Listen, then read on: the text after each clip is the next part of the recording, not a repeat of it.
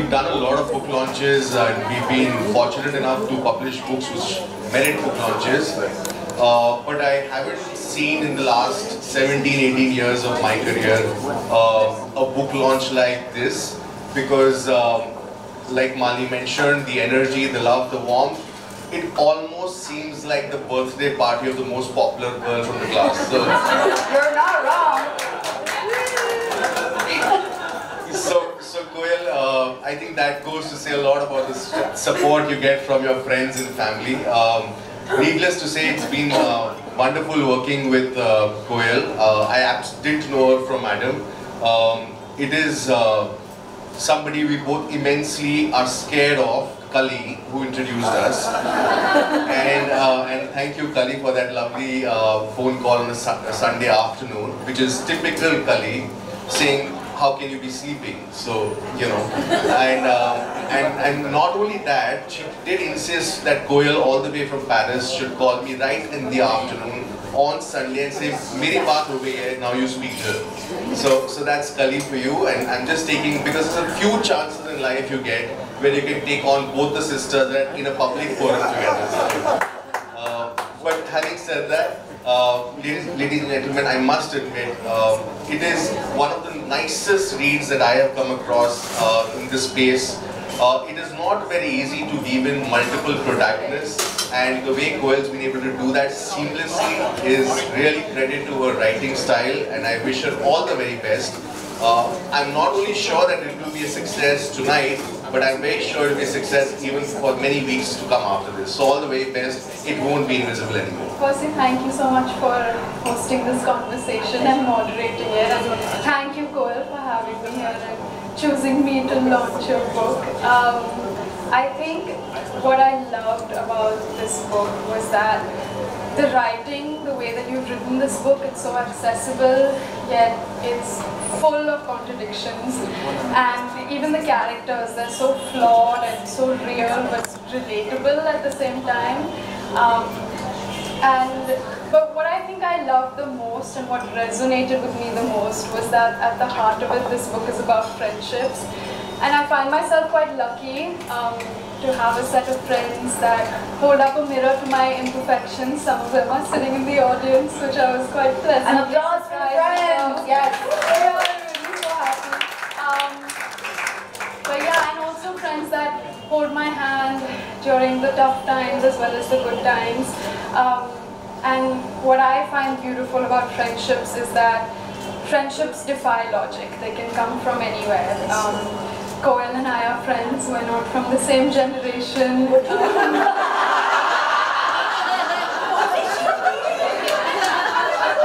Sorry. Ignore that one. Okay, we're not from the same city. But we're still friends. I don't know how, but we're still friends.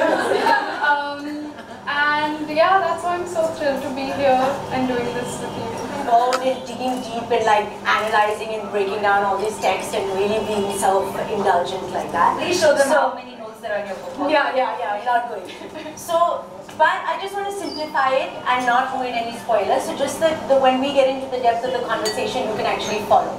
So it's called Clearly Invisible in Paris. And no, it's not a memoir because I'm not invisible ever, anyway. Okay?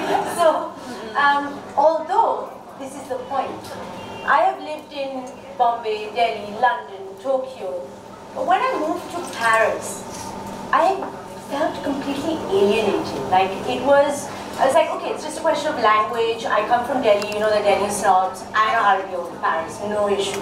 And it's just a matter of time, I will get in. I continuously till date feel like an outsider. It is the most alienating city. It is a city of polarity, which is why I also love it as a writer.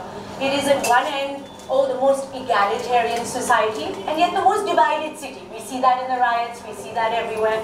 It is the city of love, and yet it is the coldest city. Anyone who's been a tourist in Paris knows that. It is a city where it talks about, you know, oh, we're so liberal, we're so inclusive, and yet it's a city that's so insular. Paris is the greatest, we are the greatest, no one else. I don't want this to become a Paris bashing session. We have a French man here. Yeah. My husband? Oh yeah, sorry. thank you, Laurent, for taking me to Paris, which made me write this story. Because it's also a city that I love. Every time I'm dejected by my life there, I look around in the cityscape, there is no city like Paris. And so therefore the desire to want to fit in. And it wasn't just me, everyone that I was meeting around me had a similar story to tell. Like amazing, fabulous women, men, who are all just trying, you just don't. You think of them as people standing in a line and refugees or poorer or different, I don't know, different socio-economic background, but I'm an immigrant. I am very much an immigrant and I'm made to feel like that in this city. And I developed these amazing friendships, and somewhere I have this knack of maybe attracting stories. People come and tell me things they really shouldn't, like there's a lot of oversharing that happens. But there is, what can I say, strangers, friends, all kinds of things. And it all fed into me, and then one day I was writing this story about odd friendships that see you through. And at the end of, I don't want to ruin anything more, I'll tell you a little bit about the characters. But it says clearly Invisible in Paris, and there's a big point in it that, who gets to be Parisian, who doesn't. And I have to say, I'm very happy to be, finally, after all this trying to be, very happy to be an Indian in Paris, right? That is something that I have finally told and gone, I am Indian in Paris, I don't want to be in Parisian people. So the story is about 4 very disparate women. One of them is Meera, who is an Indian socialite who moves to Paris because she gets married to an aging French movie director producer.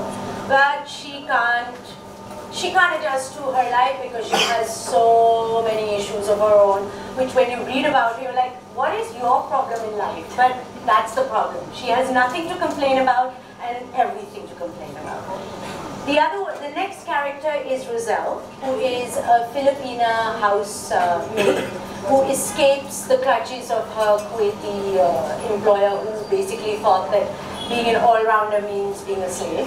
And then you have Dasha, who's a barely 17-year-old Russian who's insta-scouted from a tiny little village in Russia, who comes to Paris to want to be a supermodel.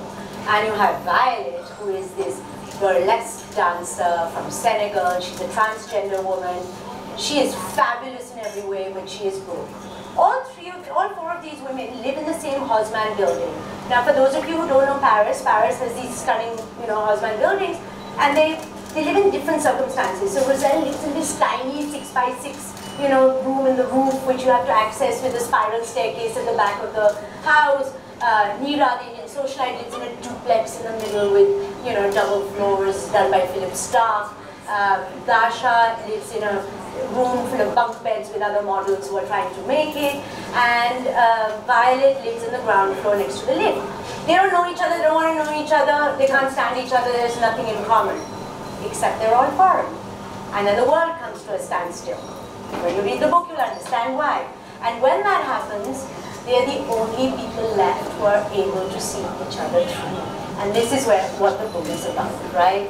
It's funny, it's in your face, it's me, in that sense, but it's completely fictionalized, and there will be conversations that we will have about these characters. Absolutely. But this kind of lays the lay of the land. Just tell the names again. There's Neera. There's Neera the Indian. I mean, I don't know if this was intentional, and I don't want to give away any spoilers or anything, because there was so much that I loved about the book. But I think in terms of your writing, I just love the way you use juxtaposition throughout the book.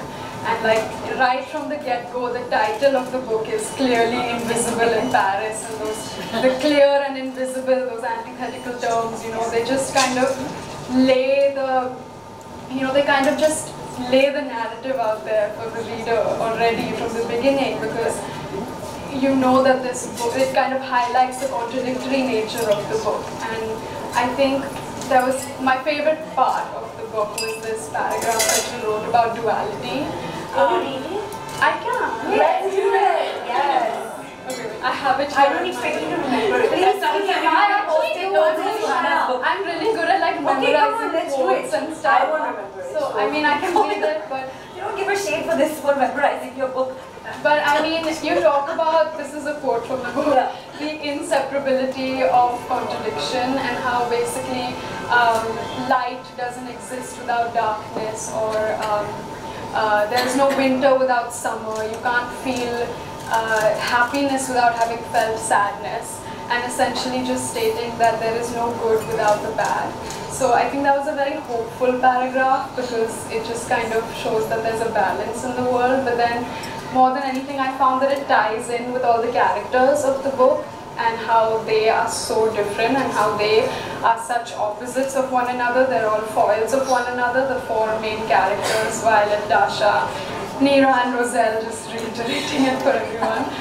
But they're so opposite and they're so different, and I somewhere like to believe that that's what attracted them to one another.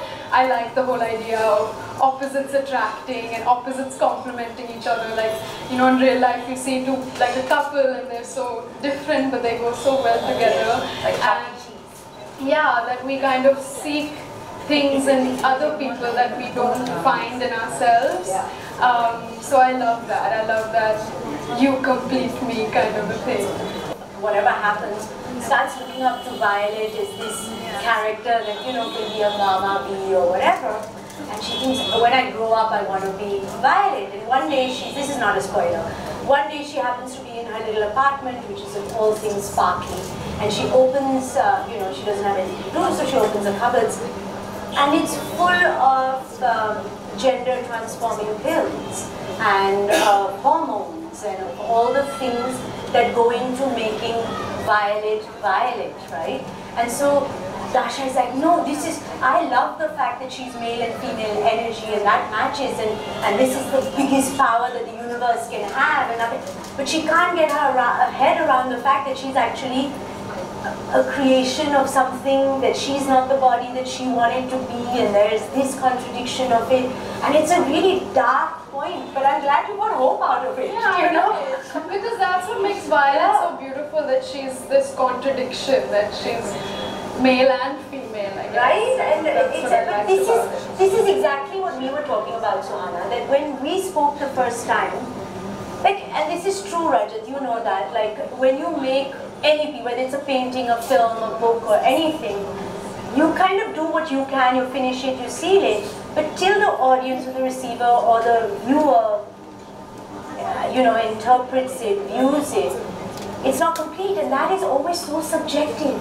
There are things they see in it that you didn't even intend, and for me that has been, I can't tell you the early readers who have read the book and the things they've come up with, and they were like this, and I was like, I wrote that, like I didn't mean it like that, but yeah, okay, that's fabulous. So yeah, can't wait for all of you to read the book. It's amazing. But now it's choreographer for a very wealthy birthday party in South Delhi. And I don't even remember the guy's name, but he was going to pay me 10,000 rupees to teach people dances at this party. And I taught them the paper dance, 3 steps of salsa, and they're all like very rich people, and I used to do all my shopping at Sarojini Nagar at this stage of my life. 17, yeah? So suddenly in a whirlwind, in sort of like hurricanes in Koel, gorgeous, stunning, when the sexy crop top, tied up. At 17, I was not. I was Stunning. 17. Maybe you were not. Maybe you were hot. Oh, I was saying I'm older than everyone's making me older. Let me tell my story. It's a comedy, I promise. Let's see how it goes. So she rushes in, and I've never seen like a creature so magnificent and so like, and she's bought this tiny painting as a gift for this guy, which must be worth like a lot more money than I've ever seen in my life. And it comes in, yeah, because I'm Sarojini Nagar at this point. No, and then she comes in and she's doing, and they're all tequila shots on the floor, and I'm like, God, I've only seen this in the movies. And I just assumed that there will be no relatability, and they're going to look through me because I am the hired choreographer for the day. But Koel came up to me, and she tapped me, and she said, hey, want some cake? I was like, what? She goes, it's a birthday, you want some cake? She went to the kitchen and got me a piece of cake and a fork, and she said, eat it. I was like, this is amazing, like she knows I exist, and I was like, and you don't remember the story, and we met so many times, and I told you this when I met you so later. That's what I love about this accidental nature of people that you wouldn't expect, and even in the book, the 4 characters who live in this building, day in, day out, sort of walk past each other because we kind of choose to see through people, or people see through us, maybe not even on purpose, or we assume that this person is going to be better than me and I'm not even going to be. But I love that, and you were that character for me, and really, to be honest. So I have to ask, And since she set the tone of not the same generation, let's say not the same city, how did you guys become friends? I know you work together, but again, it's a very beautiful, unexpected, accidental friendship, right? There's a line in my book, and this is genuinely, it applies to you. There is a line where one of the characters says, finally discovers there is a difference between confidence and self-acceptance, right? And when we're younger, that difference is very, it's blurred, because you're confident and you accept yourself and stuff. And the first time I saw Suhana walking on set, maybe she was nervous, I don't know, it was very early days and stuff, but that line didn't exist, and as I'm getting older, I have that line very clear, I am very confident. Do I accept myself? Well, I don't know, so a lot of the characters are like that. When I saw Suhana, she was very clearly confident and, full of self-acceptance. So for me, it was almost instant, I'm going to be your friend.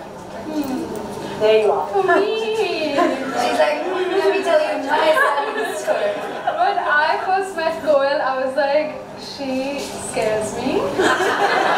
I was like, she... Raise your hand if Koel scares you. I was terrified of Koel. You're not allowed. She was like, no one I've ever met before. And I was like, I don't know how to respond to her. I was like, she's gonna eat me alive. I swear that's my first impression of you. And as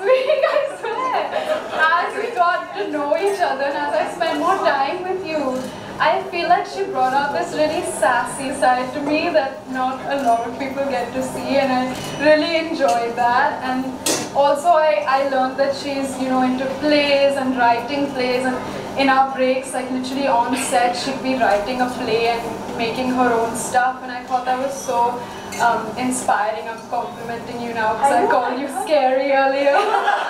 Please note that.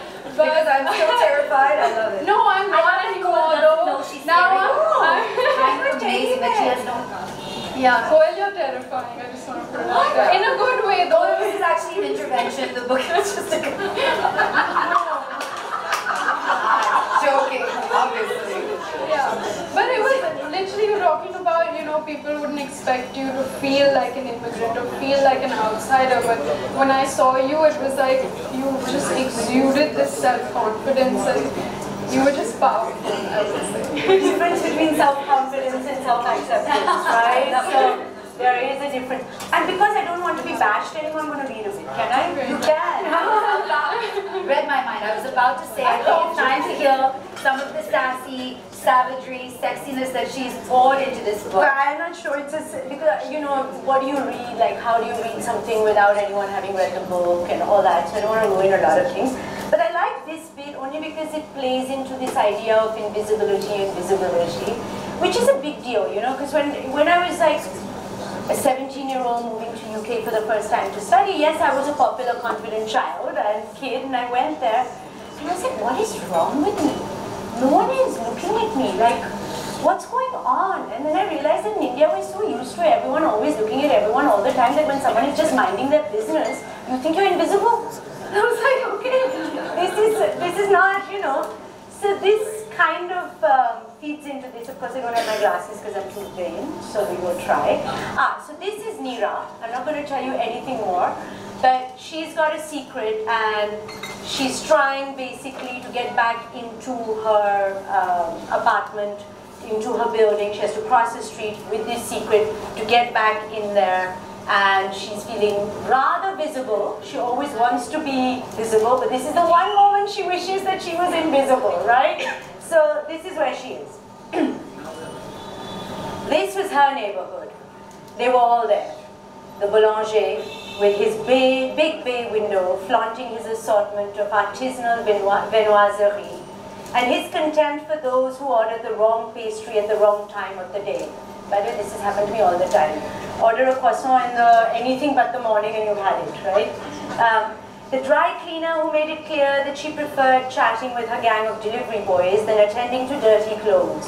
And the Tunisian guy from the overpriced fruit shop. All of them insisted on greeting her every time she passed.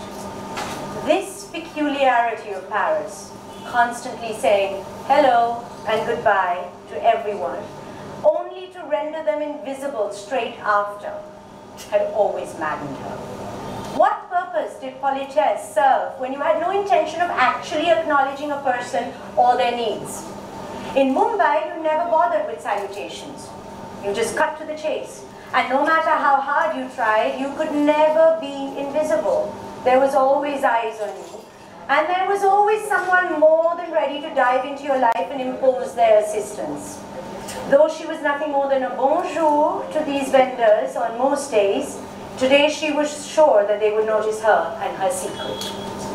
Lovely. You know, I have to read a paragraph that I loved. I was literally telling Meghna, I was a fellow author in the room today, I was reading out from my phone notes of things that I loved about the book. And here's a paragraph that is so me and so Gen Z, even though I'm a very different generation.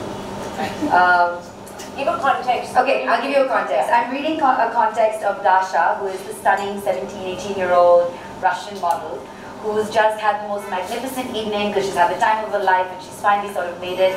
And she's on the other side of the door of Violet.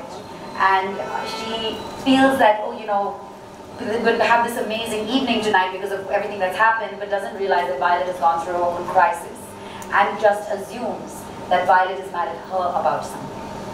And I'll tell you after this why this is, and Karishma's laughing there because this is overthinking. You must hate me, you only said okay with a full stop. Okay. Slumped on the floor like a disowned dog, Dasha leaned her head against Violet's door. She couldn't understand why the door and the life that lay on the other side of it had shut her out. Instead of celebrating the success of the show together, Dasha felt she was being punished for a crime she was yet to discover she had committed. It was the affliction of adolescence that made it inconceivable to her that she wasn't somehow at the center, or for that matter, the cause of this unfolding drama. Not yet 18 and her life was already repeating itself. Why did the adults she loved the most abandon her? And this hit me straight to the heart because I'm clearly not adulting well. Because as soon as something happens to someone, I just assume I must have done something. So I'm pretending to be main character energy when I'm really not. And I kind of literally love, what I love also about this book, it's not a spoiler, but you love this. You're not, and don't let it bother you. You're never going to know who the main character is. Because all of us are the main characters in our own story and supporting cast with each other's. And I love that. Through the whole book, you're like, oh, maybe it's about this person, maybe it's about this person, but it's actually about all of them and none of them. See, now this is the part as a writer I didn't think, right? Like, it's like... You did it on purpose? No, I mean, I was just like, whatever. But just can I jump in here? Because you said Dasha, this gorgeous, wonderful model. I just found a bit where it actually describes her physical appearance and it's a bit like... Anyway, so she's gone for her first lineup of fashion show casting. And as an actor, when you go for casting, it's very different, you know. You go for casting, it's different. Like, yes, you have people who look like you, but then you still get to do your piece. You still get those 5 minutes. You still get the person's attention. When you're a model, you literally go next, like it's like that, right? So this is her. She's going from one casting to another. She's standing in front of these guys, and it's this tiny little passage which describes her. It's the kind of ugly that works these days, the stylist pleaded with the Lebanese designer. Neither lowered their voice nor took their eyes off Dasha, who was holding a headshot. Why can't I read this? Who was holding a headshot in her hand like a prison lineup, and standing in front of them as still as a statue in her heels. I dress Angelina, Nicole, Penelope, Marion.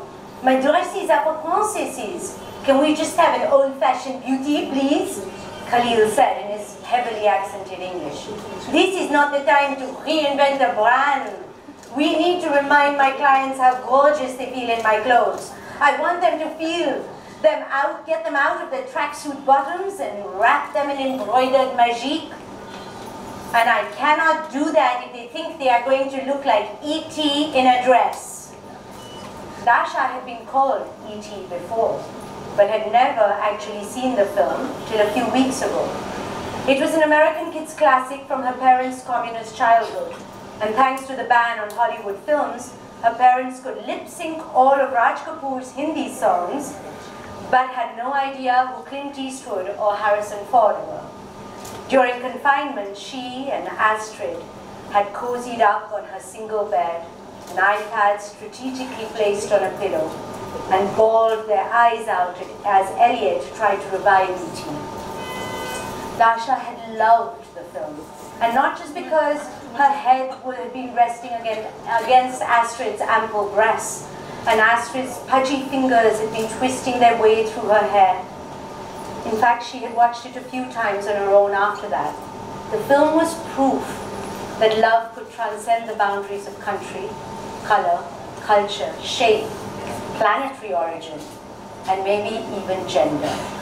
She couldn't quite see the resemblance, but anyway, she had no objection to being called a lovable alien if she got the job.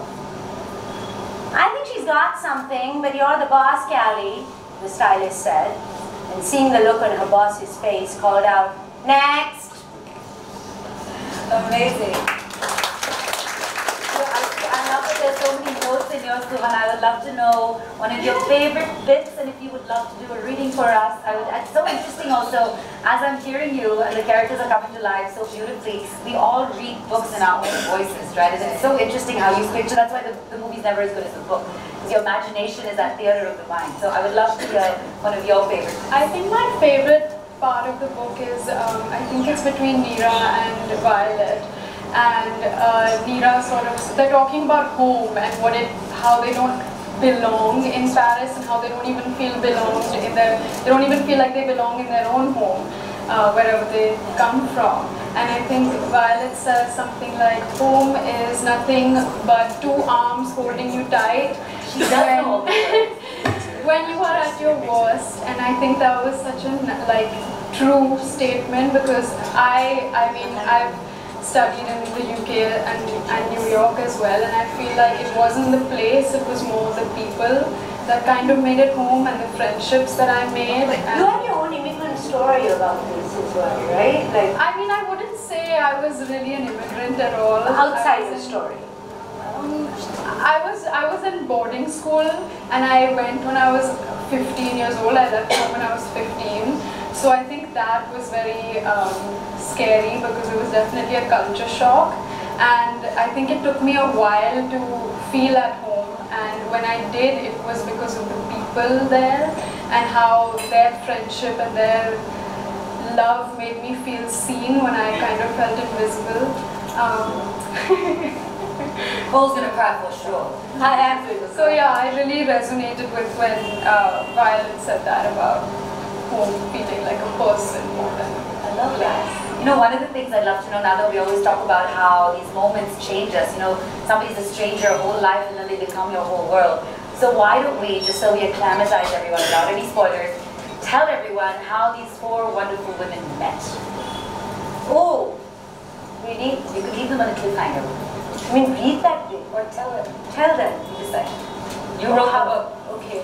How did they meet? No, but let them read the book about this. Okay, I think that's better if they read the book about how they met. I have some. Yeah. Okay. Go on. I think, you know, now that I'm thinking about it, I'm like, just scrap everything that I said. Just Okay. Love it. There's another line where this is the moment that they met. Not to spoil it, but there's a line that you write that says biryani brought them together, or biryani brings people together. And that's how that was their kind of first meeting, like their first meal together was Neera cooked them some biryani, and they all were kind of eating biryani together. And when you wrote that, I got so excited because it's my favorite food, and like I need that line on a t-shirt because I was so Merch is ready. Who wants a t-shirt that says biryani brought us together? I'm in for that. Biryani brings people together. That was You're my right. favorite part. Oh yeah, that is. And when we think of Paris, we think of people French kissing in front of the Eiffel Tower. Probably they just call it kissing there, maybe. But basically, you know, like you have this whole romantic vision of it. But the way that you write about it sometimes, I'm like, you seem to have a little bit of a love-hate relationship with it. You know a lot about the art, history, and culture. There's a little bit of the dark underbelly. So let's be honest, Koel, how do you really feel about Paris? Should we move? I don't want to move back. Let's be clear about that. Okay, so I'm very happy in Paris. Well, happy happy is a whole other thing. But Paris, like I said right in the beginning, Paris is a city of polarity, you know, and it's so stunning. It's really is. So go visit. Perhaps don't move. So can I tell everyone, Koel is also a rapper now. Oh dear. Okay. Shall we end on that? I think so. Koel, I'm not kidding. You don't believe me, I promise you. She has written a rap about Paris. Who wants to hear it? Should we hear this rap? But I can't rap, so someone else, just forgive me, I'm going to do it as spoken word. But this, just to give you a little bit of context, and this actually, again, Suhana brought up, and I was like, I never thought of that. And so, one of the characters, in fact, again, one of the characters you don't think is the main character, perhaps, but one of the characters, Roselle, who finally gets to belong, has to really give her pound of flesh, you know, literally has to give her pound of flesh. She goes through just a horrific situation before she gets to be Parisian, and eventually she does. And she's a character who is the housekeeper, etc. Really kind of meek, but she's Filipino, but she has a voice that can bring angels to earth. You know, when she sings, like the biryani, it unites people, it touches people's hearts.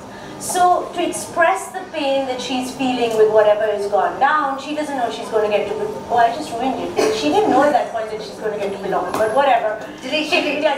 You don't know that. But she's gone through a really hard time, act of violence, etc. And to express her pain, she sings about it, and the kids that she looks after help her write this song. And so I'm just going to do a bit of this.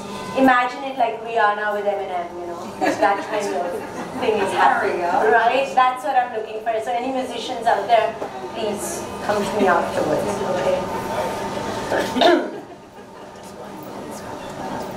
You cut my face and loosen my tongue.